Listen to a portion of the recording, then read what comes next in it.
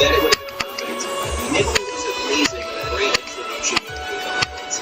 Replacing Great White North with Bismarck and putting Bismarck at the end would have given you something to do after Down Under, because, funnily enough, I think Down Under is easier than Planet X, which is really funny because Down Under is a demon, Planet X is not. But, you know, I really think that Nibble, Down Under, Planet X, Frostburn, Peak, and Bismarck are the only levels in the World Gauntlets that I enjoy. The other ones are either forgettable or absolutely infuriating to play. As for the Discord Gauntlet, the levels are significantly better. The only levels I dislike in the Discord Gauntlet and the Split Gauntlet are Snowflies and Fog, Wildcard, and Syphilis Ash.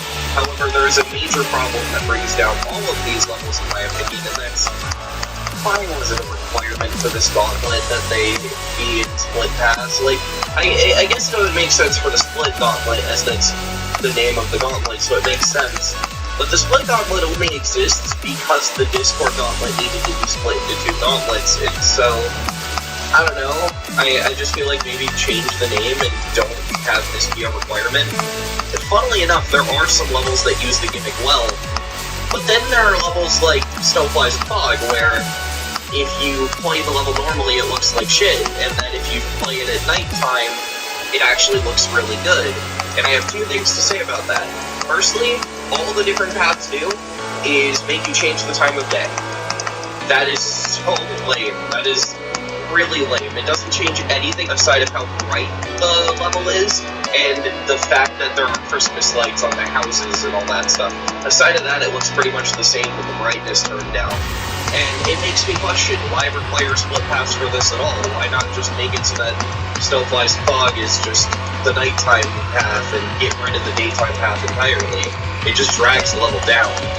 But that's not the only issue with that level. Snowflies and Fog in particular bothered me, and I hated it just because the level was extremely long, and yet in that extremely long period of time, it felt like nothing happened. So I didn't care much for that level.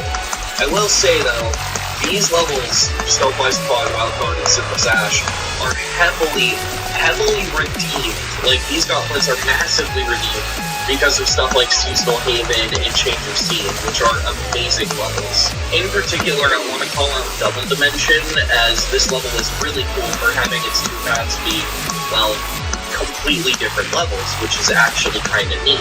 I also really like how Change of Scene specifically does it, because if you play the level normally, it's decorated to look like a stage play, and it's very obvious that it's a stage play. Everything looks like sets in a play made of props, and it's all obviously fake, and it's really cool. However, if you, as the level puts it, tap to unlock your imagination, or whatever it is that it says, if you tap at the beginning of the level, it triggers the, what I call, imagination mode, which is where you look at the exact same level from the perspective of someone imagining that the stage play is real, and that it's not a play, and that everything is actually happening. And so all of the stage play decoration and like the cardboard cutouts look like real monsters, and it adds like boss fights against them and all this stuff, and it's really neat. Overall, the new gauntlets have some amazing levels. I just think they're dragged out by the fact that the gauntlets were extended so much. With the World Gauntlet, we did not need that to be split into 3 gauntlets. Maybe I can understand splitting it into 2, but there are some levels for the World Gauntlet that, and this is horrible considering these levels are supposed to represent different countries, but some of these levels just feel the same, man.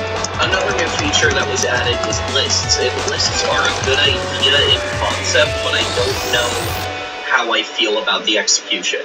So lists are basically a way for people to make fan-made map packs that actually get ranked and give you rewards. Now, they don't give you raw top points, as that would be unreasonable and ridiculous, and oh my god, I can only imagine how bad that would go. Instead, they give you diamonds, which I think is much more reasonable. And some of these lists are basically free.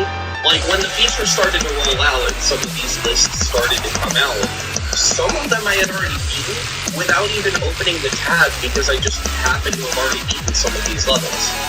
Others, though, are genuinely difficult, and they actually highlight a problem I have with TD, and that's, in certain places in the game, if you beat a level in one place, it doesn't complete it everywhere else. This is places like the daily, and the weekly, and the gauntlets. If you beat a gauntlet level, it doesn't show up as complete completed on the servers, so you have to beat it twice, or do what I did and just use manufacturing.